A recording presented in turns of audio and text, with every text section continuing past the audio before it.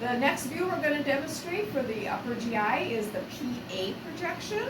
So I'm going to ask my patient now to lie prone, so I'll have you roll out into your stomach. Make sure that your patient is completely flat.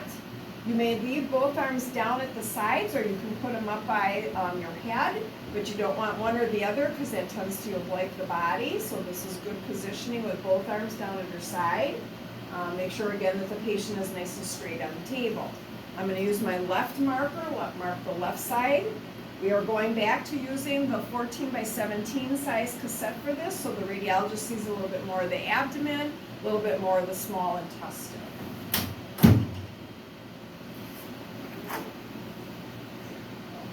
We're going to center back at the MSP. Or some, again, technologists prefer to center slightly off to the left of the spine, which again is where the majority of the body portion of the stomach is. If you have a patient that is a hypersthenic, again, who has a very transverse stomach, you might not want to center to the left because you might clip the body section of the stomach or the fundus. So you might want to just leave it directly down the MSP to make sure that you have the entire stomach on there. Then we want to go back to center and start at the L1 level. So I'm going to find the top of her iliac crest as I have been doing. Center one hand up from the crest. So I'm at the level of L1, which again is the lesser curvature stomach area. But when a patient now lies prone, what happens is there is now compression on the abdomen, including the diaphragm.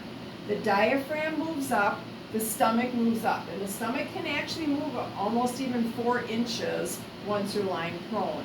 So if we leave our centering where it is now, you may be clipping the GE junction.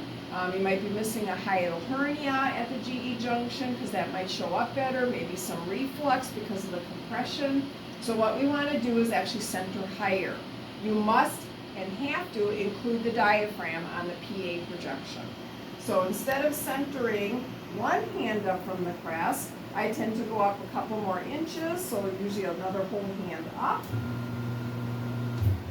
And that now will include the diaphragm, that GE junction area, the entire stomach, and again, kind of the proximal portion of the small bowel, the first beginning part.